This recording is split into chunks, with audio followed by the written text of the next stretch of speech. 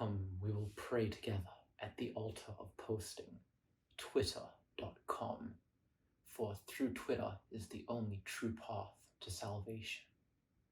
The joke is that I'm going to be blaming all this malarkey around posting and activism on, you guessed it, Protestantism and like Puritans again. Hashtag not my Christianity. Okay, but Protestantism though.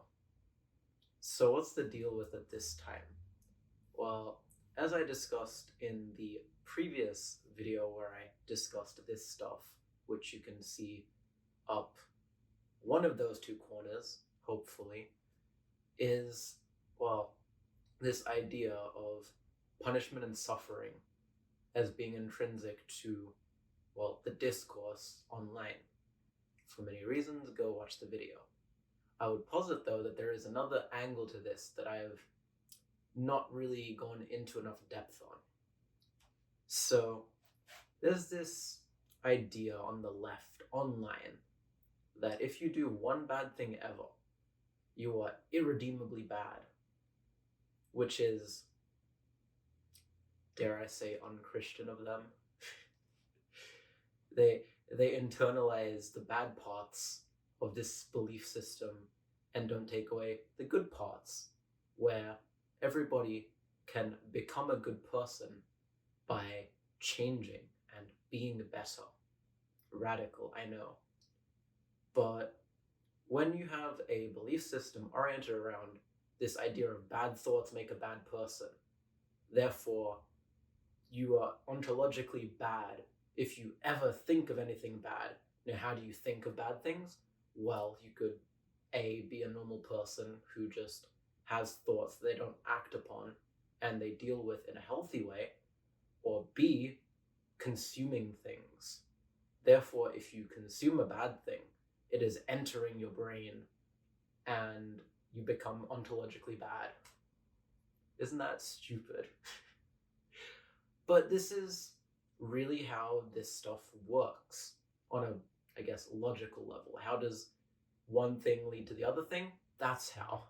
So I've seen some people refer to this as a kind of neuroticism around bad thoughts. And to some degree, I think that it maybe minimizes what something like OCD is like, that actually has a lot of intrusive negative thoughts. But just like with people that, living with OCD, people that are neurotypical or even just neuroatypical in a different way than OCD, that have bad thoughts, are not inherently bad people. Clearly, because thinking bad things, right? Okay, stay with me here. Thinking bad things does not mean that you want to do bad things. Okay? It does not mean that you will do bad things. And if we're stepping back into the Christian fold for a second, the God of the belief system does not want people to be policing their own thoughts so hard that they become the most pious, right? The idea is everybody is going to make mistakes. That's a part of being human. It's about what you do afterwards, right? As my mom always said, which in English is, God doesn't want the death of a sinner. God wants the, I guess, becoming the better or turning to the right path. Which sounds a little bit Jewish if you think about it, but hey, Orthodox Christianity goes kind of hard, unlike the Western branches, XT. So that's the idea, right? These people are taking Christian ideas, twisting them around, and discarding the good things that can come from Christianity, because, whoa, good things can come from it. Like, you can be better. You just need to want to be better. I promise this ties into the rest of the video, but what is art? Like, fundamentally, that's a question we need to ask ourselves in the exploration of the topic of this video, right? What is it? And I would contend that art is, well, it's a reflection, right? It's reflecting the thoughts, beliefs, the opinions that we have about ourselves, about others, and it's really just a mirror, right? It doesn't, unfortunately, have a bigger goal than that because it can't really do much. As Kurt Vonnegut said, very paraphrased, the power of art in stopping something like the Vietnam War was effectively a custard pie dropped off of a stepladder. It, needless to say, didn't actually do anything. It just, well, dropped like a custard pie. It made people feel things, but fundamentally, it didn't really change anything. It basically reflected what people's thoughts and opinions were, but it didn't change those thoughts and opinions. So, what does this have to do with the rest of the video? You're probably asking. Well, let me fill that in for you. What it has to do with the rest of the video is that people overestimate what art can do. People believe that art is, well, consuming the right or wrong art is a way that one can be, well, moral or immoral, etc., right? And that's silly. Art doesn't dictate morality insofar as art reflects morality, right? Art is, as I said, a reflection of society, and it lets us explore ideas that already exist in society, such as, for example, a piece of art exploring what it means to be human, right? That is going to end up being like something that lets us explore that idea, but it's not going to fundamentally change that idea and make it so incomprehensible that nobody understands it, because then it will have failed at, being something. Or maybe it's incomprehensible for now. Who knows? But the point I'm making here is that people overestimate what consumption can really do, right? Consumption is what capitalism wants us to really focus on. And funnily enough, what capitalism wants us to focus on is not what, will get change happening. So how do we actually change things? Well, by organizing. Like I hope that that's pretty obvious, right? You don't make change by making art. You make art because you want to express yourself or express an idea, because you want to create. And that's totally fine. Like, art doesn't have to be lofty or like, oh, I want to change people's minds about something. It's okay to just want to make things. And I think that that's what art is all about, right? It's about wanting to make things. It's a desire to feel seen, desire to show others a piece of yourself. But it's not activism. I'm sorry, online activists. No matter what you do, it's not activism. um yeah. Art is not morality.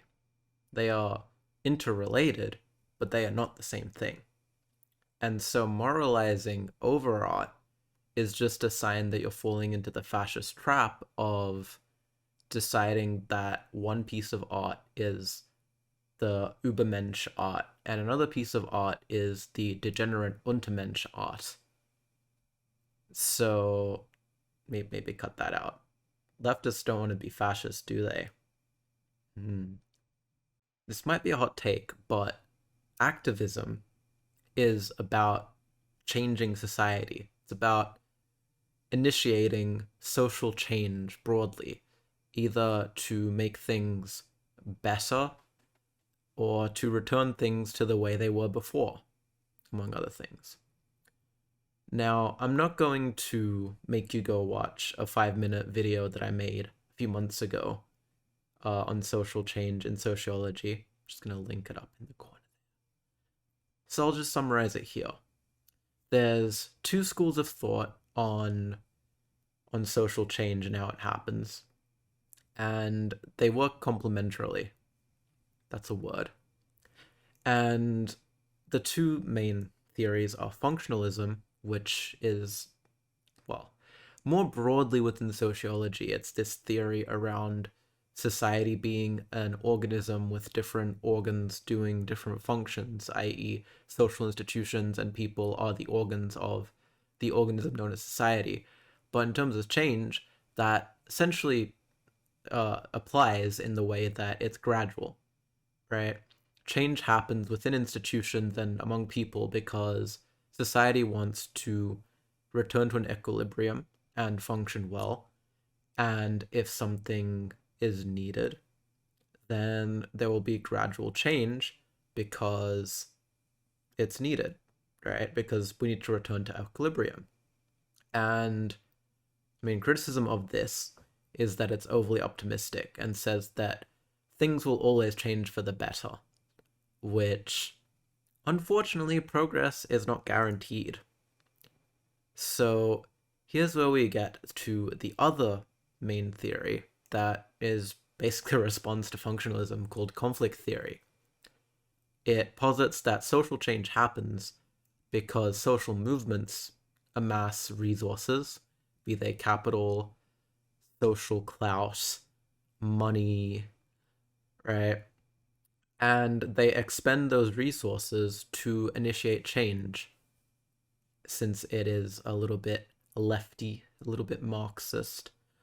It leans revolutionary and talks about class warfare and classes struggling over changes, and also really nicely describes protest movements in the way that protest movements are social movements that expend resources. Now, movements. There's three kinds of those broadly in social change. There's reform movements that fit very nicely within functionalism in that they go after gradual changes, slow reformist changes, like same-sex marriage. On the other end of the spectrum, we have revolutionary or reactionary change, and, well, the movements associated therewith, words. So revolutionary change comes from revolutionary groups and revolutionary movements. Pretty straightforward. Big social upheaval, a lot of capital expended. Think ya boy Lenin storming the Duma. The reactionary movements, on the other hand, are, well, reacting to change they don't like. I'll put an image of reactionaries behind me, but you probably know what reactionaries are. So that's the crash course on social change. Wow. You got a 5-minute video in like 4 minutes. Time save. Social movements happen not in a vacuum, though. They need some place to organize. And in the modern day, what place do you think they organize on a lot of the time? Online platforms, yes, correct. So within the realm of the online, there are some, of course, successful instances of organizing for social change. Two notable ones that most people would know about would be the Arab Spring that swept through North Africa and the Middle East and resulted in multiple regimes being toppled and, to some extent, positive social change happening. And the Rohingya Muslim G word that's happening in Myanmar, which Meta, the owners of Facebook, are more than happy to abide by and really let people organize and communicate how best to G word the Rohingya population. So, what does this tell us though? Something that both have in common is that they don't threaten capitalist interests. Capitalists don't give a crap about what happens in the brown people lands because it doesn't affect their bottom line. And in fact, in the case of Myanmar, it gets people using Facebook. So that's a big win for Meta shareholders. But when it comes to social movements in Western countries where they have a material impact, restricting organizing ends up being a good thing, right? If you look at TikTok, for example, we see some movements around BLM, for example, being suppressed by the platform because that's what is most economically viable. So, what is the core issue here? Well, left wing organizing will never be accepted and taken as friendly on platforms that are owned by people who are ostensibly the opposite of left wing. So then, why are people so concerned with posting, with activism on these platforms that will never be friendly? These platforms incentivize anger and they incentivize things that don't affect the bottom line of shareholders. So, who on earth is thinking that policing whether a certain crime you, miscrime you, is using the correct way of saying lesbian and calling itself bi lesbian? Who cares? Okay? This is the kind of discourse that is very delectable for shareholders because it has no material consequences and no real world consequences, therefore, no consequences for the bottom line. And they're probably quite happy to see all the queers angry at each other rather than uniting and burning the toxic social institutions outside the online world down. Fun. I've been really down on posting as activism, but you might have noticed a little thing that I did. I mentioned that art is a thing that exists and explained what it is and what it can and can't do. Now, why would I have done that in a video about posting? Well, here's the most steaming hot take of this whole video, but I would say that posting is in of itself a little bit artsy. It can be artistic. And the reason I say this is because you are partaking in the act of creation. You're crafting a post. You're crafting a set of words. You're creating something and putting a little bit of yourself out into the universe to see if people reply, to see if people will resonate with that, or if they won't and will get angry and interact with it in that manner. And I think posting inherently is not activism. It can't be activism because when all you're doing is creating art, you're not changing hearts. You're not changing minds. You're just putting that little piece of yourself out there to see what people think. And that itself can be beautiful. It can be something to cherish and appreciate. But activism can't begin and end in making a piece of art, in making a post, in putting yourself out there in the online world. Because activism is so much more than that. Activism is a lot of people working together, a lot of people expending resources together, a lot of people marching to make it so you can't ignore them anymore, making it so that you have to stop and listen, and that you have to make changes that make things a little bit better for everyone everywhere. And in the online world, you can just filter out a tag, filter out a word, and you don't have to listen to people posting about something. If I didn't want to hear about the Turf Wizard game, I could literally just blacklist it on every platform that supports it, and I would not hear about it ever again. But if someone was protesting and marching down the streets and appearing on national news because they're making themselves loud and heard, you can't ignore that anymore. You can't block that out anymore. And that's the crux of it, isn't it?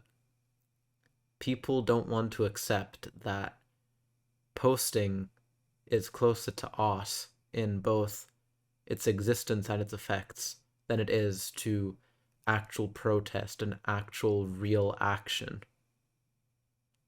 But that's okay, because not everybody can go outside and march. Something, ableism, blah, blah, blah. Like, yeah, I get that. But that's not the point here. The point here is that art is good. Posting can also be good. And real action is, you guessed it, also good. But conflating the three and saying that they are one and the same does a disservice to them all and leads to a passiveness in the face of, well, an insurmountable seeming challenge, because it's not insurmountable. Things can change for the better if you just put one foot in front of the other and take that march to where they can't make you shut up anymore.